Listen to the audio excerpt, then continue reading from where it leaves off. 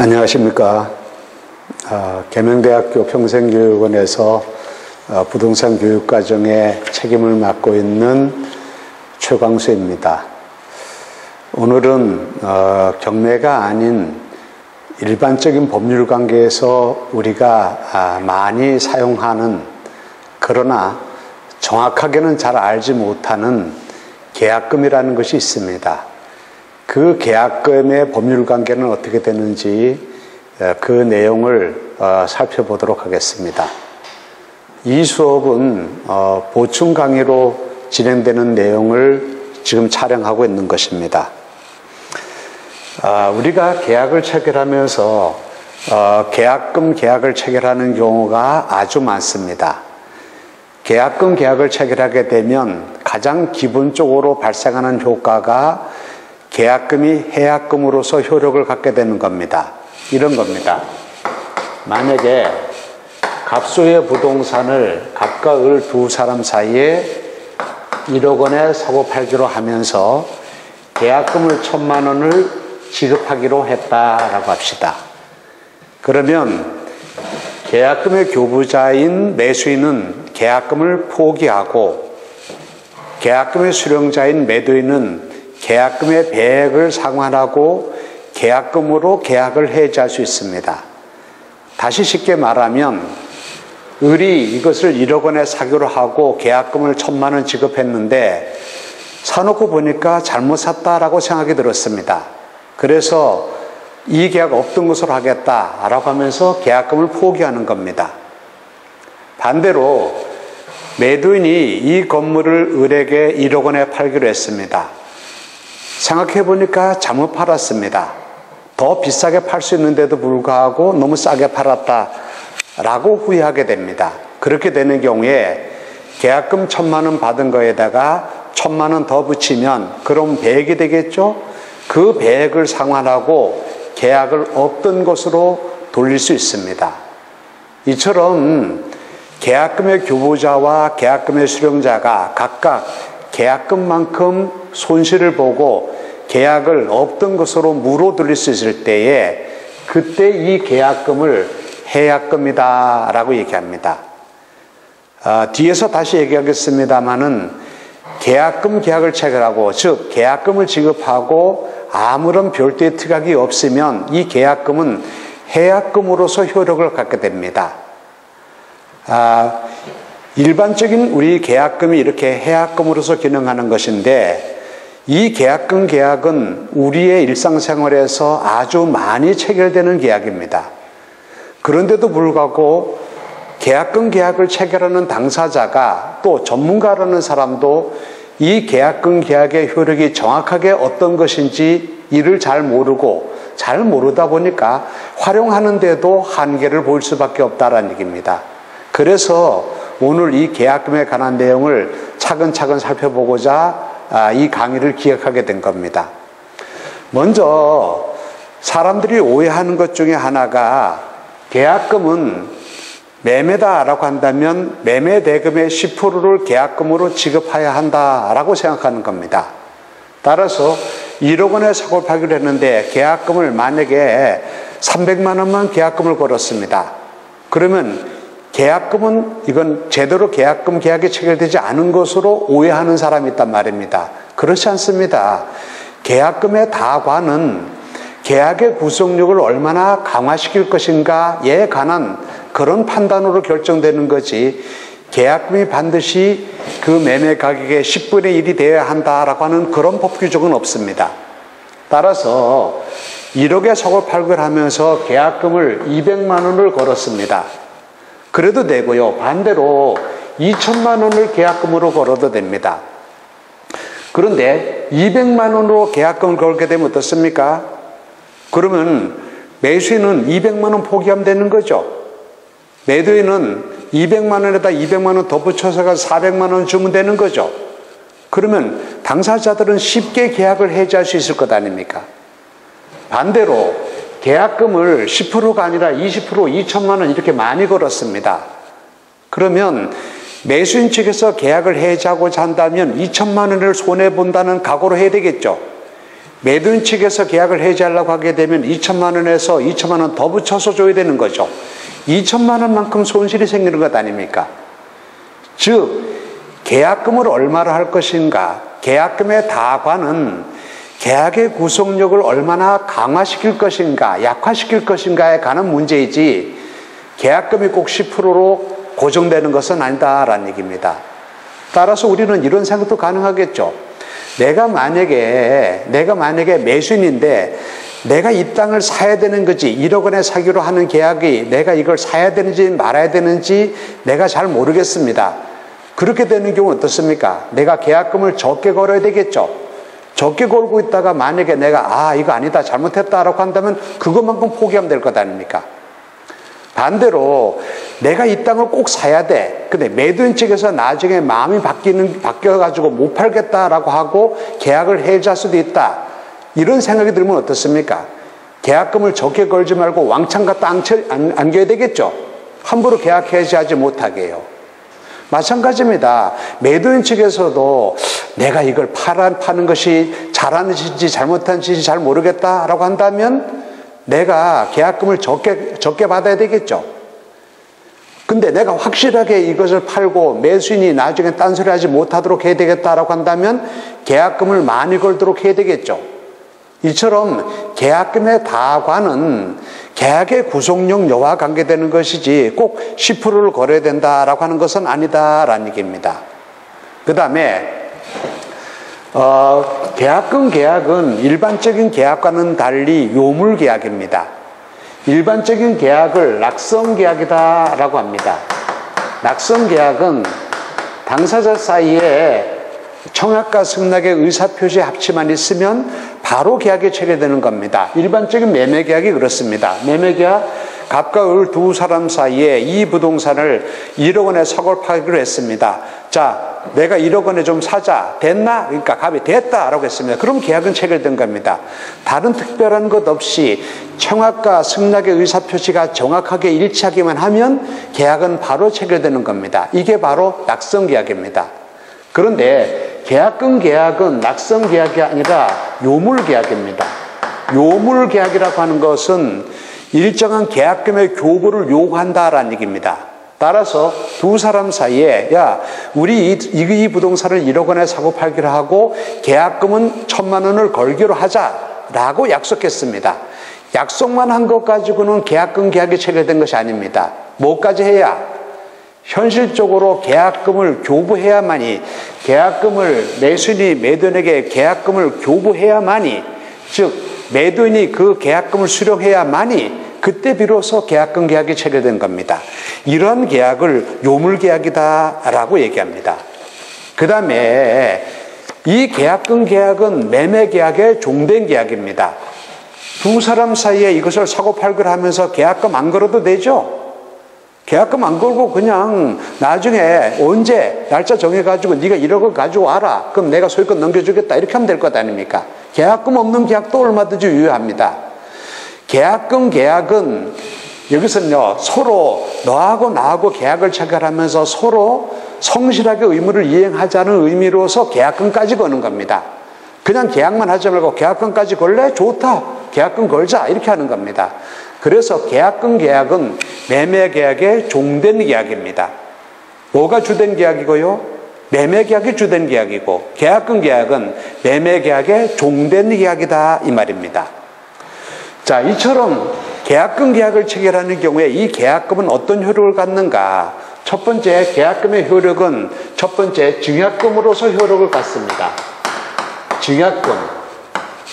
증약금이라고 하는 것은 계약을 체결하고 계약금을 지급했다라고 하는 것은 두 사람 사이에 이러한 계약이 체결됐다라고 하는 것을 입증하는 강력한 증거 자료가 되겠죠.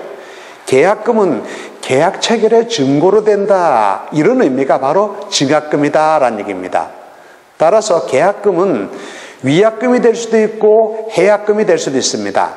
그러나 증약금으로서 효력은 위약금이든 해약금이든 이것은 최소한을 갖고 있는 겁니다. 계약금 지급했다라고 하는 것은 계약 체결의 증거가 아니냐라는 얘기입니다. 이런 성격을 증약금으로서 효력이다라고 얘기합니다. 근데 이건 너무나 당연한 것이고, 이제 문제는 계약금이 해약금이냐 위약금이냐에 관한 얘기입니다. 해약금이다라고 하는 것은 아까도 얘기한 것처럼 계약금의 교부자는 계약금을 포기하고 계약금의 수령자는 계약금의 배액을 상환하고 계약을 해지하는 겁니다. 이때에 이 계약금을 해약금이다라고 하고 이 계약금 가지고 계약을 해지할 때 이것을 해약이다라고 얘기합니다. 계약금 가지고 계약을 해지할 때 해약. 그런데 여기 계약금이 해약금이 아니라 위약금으로 될 때가 있습니다. 당사자 사이에 계약금을 지급하고 아무런 특약을 하지 아니하면 이 계약금은 해약금으로 소유력을 갖게 됩니다.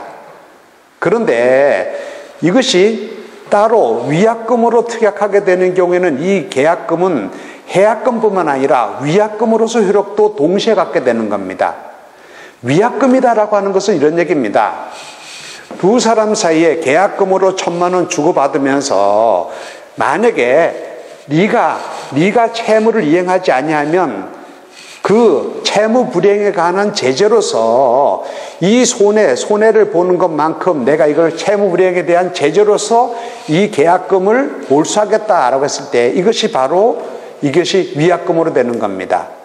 위약금은 대개 어떻게 체결되냐면은 양 당사자에게 모두 다 위약금이 걸리는 경우가 있습니다. 예컨대 이렇게 하는 겁니다. 계약금을 1,000만 원 지급하면 그냥 단순하게 계약금은 1,000만 원 지급했다.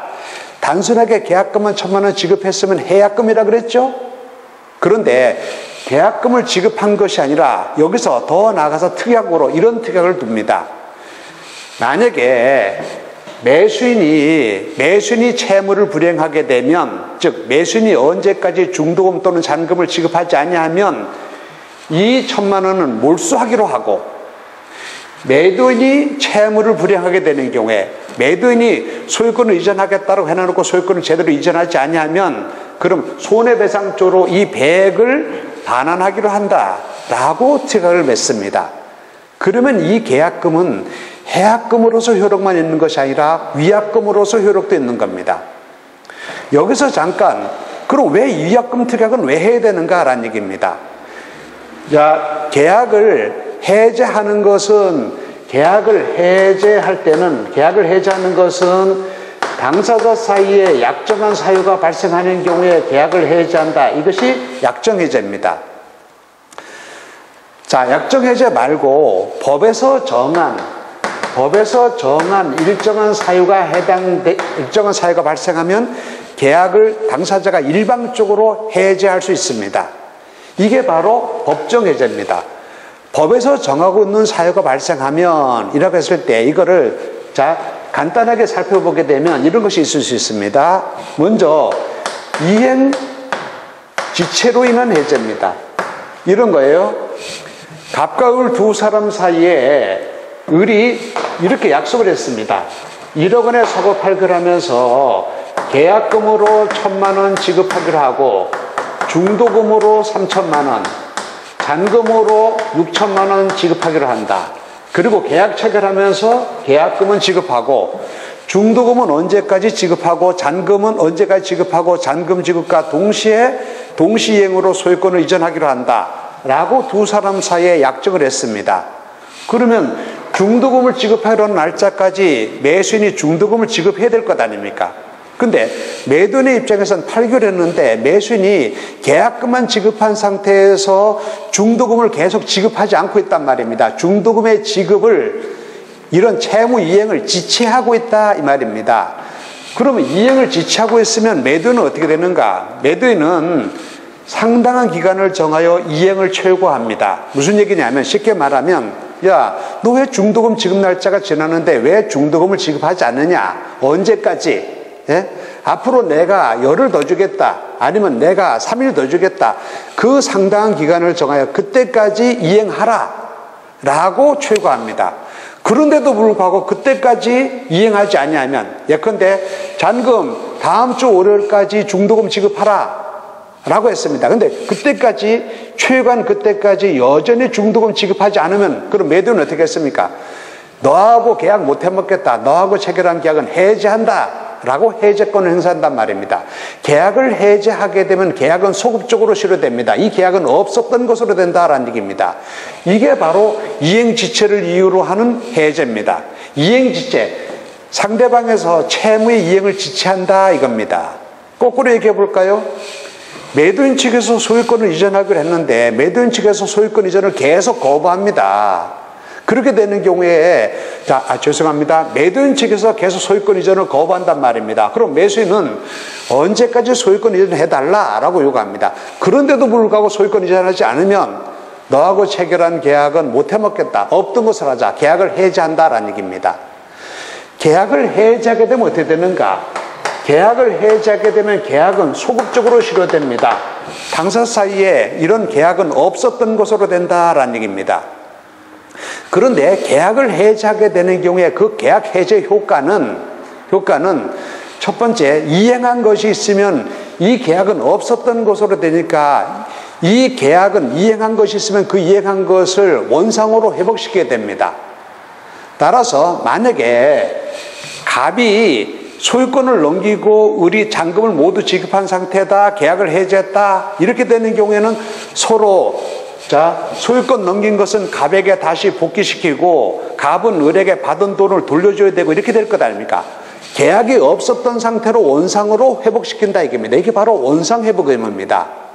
따라서 이 경우라면 만약에 을이 계약금만 지급하고 중도금 지급을 계속 지체한다라고 한다면 야, 왜 중도금 지급 지체하는가? 언제까지 중도금 이행하라 라고 최고하고 그런데도 여전히 이행을 지체하게 되는 경우에 갑은 이 계약을 해제한단 말입니다. 계약을 해제하게 되면 금방 원상회복 의무가 발생한다라고 했었죠.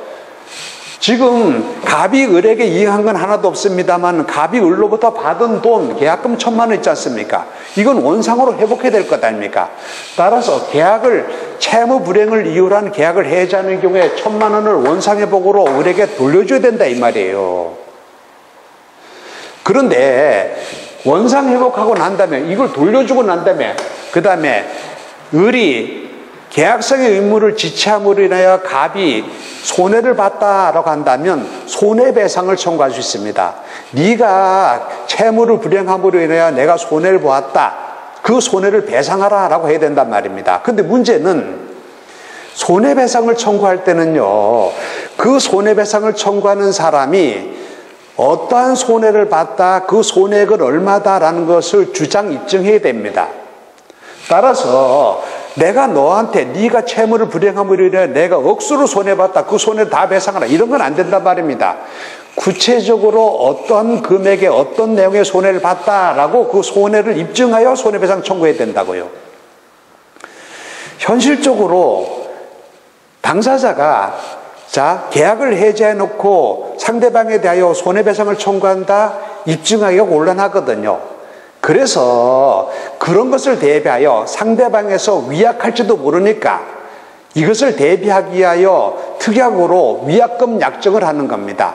위약금 약정을 할 때 뭐라고 얘기하는가? 만약에 네가 중도금 지급 의무, 잔금 지급 의무 등을 제대로 이행하지 아니하면 이 내가 너로부터 받은 계약금 1,000만 원 내가 몰수하겠다, 이렇게 특약을 한단 말입니다. 거꾸로 매도인에 대하여 특약을 할 때는 네가 언제까지 소유권을 넘기기로 한다.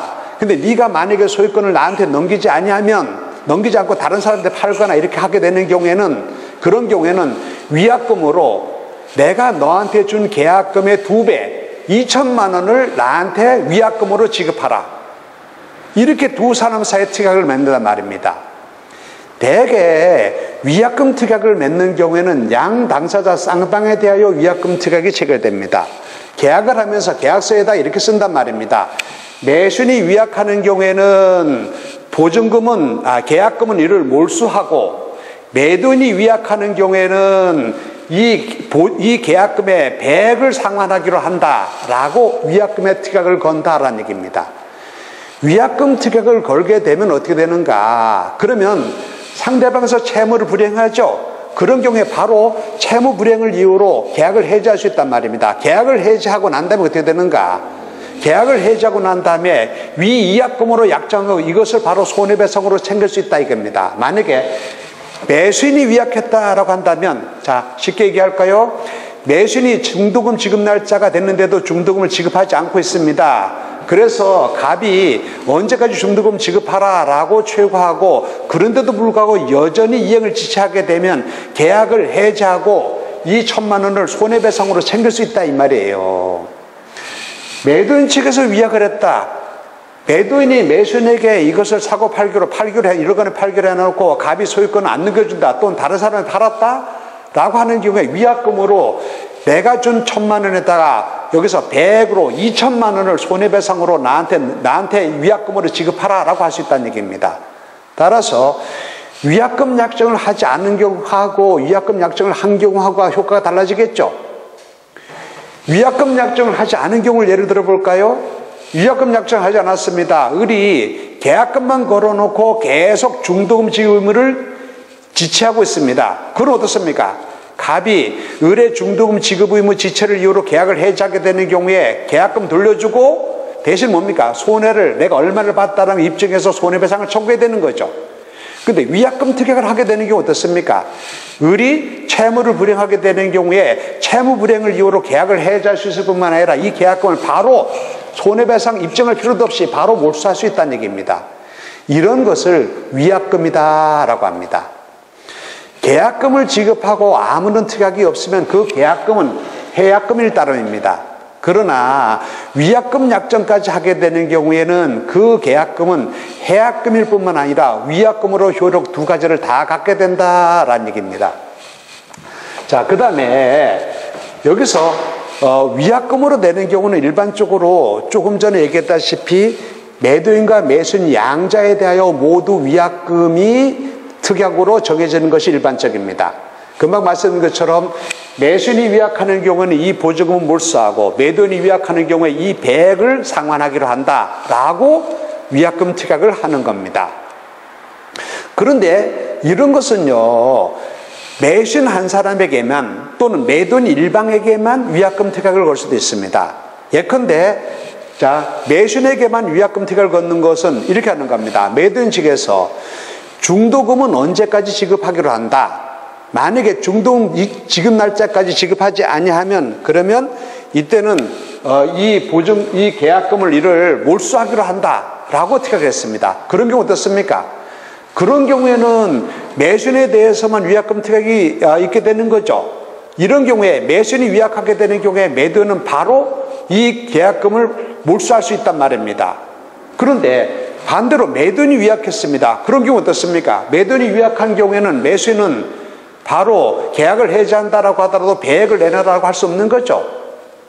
위약금 특약이 매수인 한 사람에게만 위약금 특약이 걸린 것 아닙니까? 반대로 위약금 특약이 매도인 한 사람에게만 위약금 특약이 있는 경우가 있습니다. 예컨대 이런 겁니다.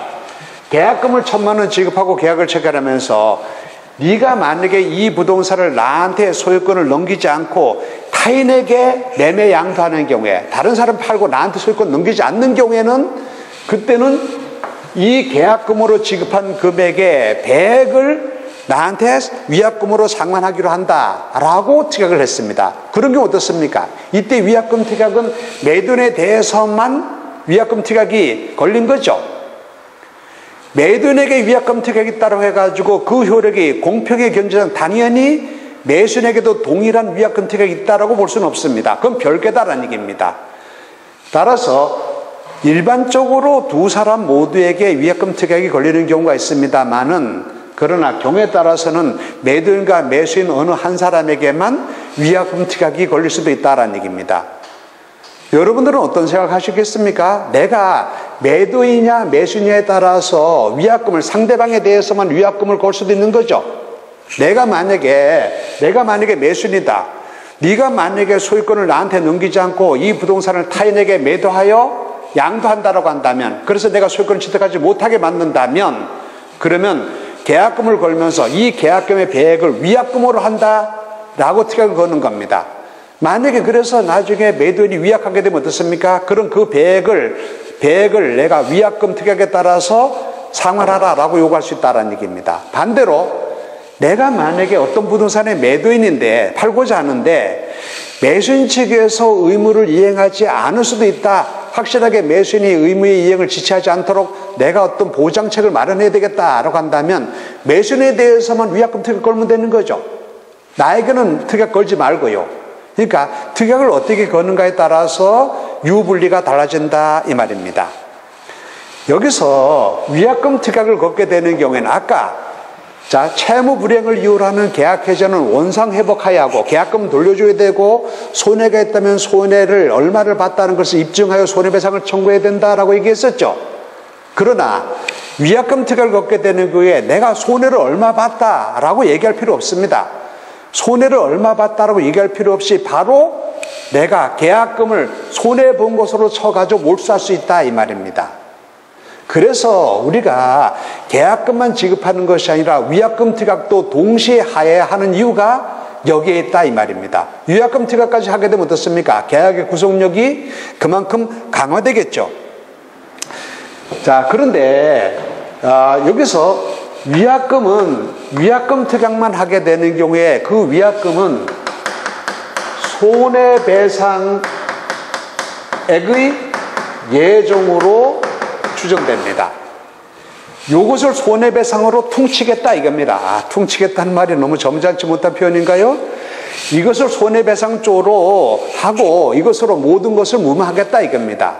그런데 더 나아가서 만약에 내가 실제로 손해가 이거보다 더 크게 발생하게 되는 경우에 1,000만 원 가지고 안 된다. 내가 실제로 손해가 이거보다 훨씬 더 많이 생겼다라고 했을 때는 내가 실제로 손해본 건 1,000만 원이 아니라 2,000만 원이다. 라고 입증해서 2,000만 원 손해배상 전액을 다 청구할 수 있도록 특약을 할 수 있습니다. 이런 것을 위약벌이다 라고 얘기합니다. 위약벌의 경우에는 요 계약금으로 손해배상을 퉁치는 것이 아니라 실제로 손해가 있다라고 하면 그 실제 손해까지 입증하여 내가 청구할 수 있다라는 얘기입니다. 그냥 단순하게 위약금 특약만 하게 되는 게 어떻습니까? 내가 손해가 1,000만 원보다 더 크게 발생했다라고 하더라도 나는 1,000만 원을 받음으로써 손해를 충당해야 돼. 반대로 1,000만 원보다 적게 발생했다라고 하더라도 나는 1,000만 원을 손해배상 청구할 수 있어. 그런 점에서 차이를 보인다라는 얘기입니다. 이것까지는 몰라도 그냥 위약금이다라고 하는 것은 채무를 불이행하는 경우에 요 계약금을 손해배상으로 보아가지고 몰수하거나 배액을 상환 청구하기를 한다라고 특약을 하게 되면 위약금이 된다라는 얘기입니다. 그 다음에 마지막에 효력이 뭐냐면은 계속 말씀드리고 있는 해약금입니다. 계약금으로 계약을 해지할 때 이것을 해약이라고 하고 이때 계약금을 해약금이다라고 한다라는 얘기입니다. 자, 지금 위약금하고 해약금하고 차이점을 다시 구분해서 다시 설명드려 볼까요? 해약금은 뭡니까? 을이 여기서 갑의 입장에서 자기가 해약을 하려고 하게 되면 1,000만 원 받은 거에서 2배를 2,000만 원을 주고 난 다음에 해약을 해야 되죠. 근데 을이 중도금 지급을 지체한다는 등의 채무 불이행을 이유로 계약을 해지한다라고 한다면 어떻게 되는 겁니까? 해지한다고 했을 때 그렇게 계약을 해지하게 되면 계약금 1,000만 원 돌려주고 손해배상 청구해야 되죠. 이런 어려움을 내가 극복하기 위하여 위약금 특약을 하게 되는 경우에 을이 채무를 불이행하게 되는 경우에 계약금 받은 것을 내가 손해배상 쪽으로 몰수하고 끝낸다 이겁니다. 그래서 위약금 특약을 해야 되는 이유가 바로 거기에 있다라는 얘기입니다. 해약금과 위약금은 요게 차근차근 생각해 보시고 구분해 보시기 바랍니다. 자, 그런데 다시 한번 말씀드립니다만은 계약금을 지급했다. 계약금만 지급하고 계약금을 얼마 지급하기로 한다라고 하고 그 외에 나머지 특약을 하지 않았습니다. 그러면 그 계약금은 오로지 해약금으로서 추정될 따름입니다. 그런데 더 나아가서 계약금을 지급하면서 위약금 특약까지 하였다라고 한다면 그 계약금은 해약금으로서 효력도 있고 위약금으로 효력도 있고 두 가지 효력을 다 갖게 된다라는 얘기입니다. 위약벌에 관한 얘기 이런 것은 몰라도 계약금과 손해배상의 예정으로서의 위약금 이 두 가지는 구분해 주시기 바랍니다.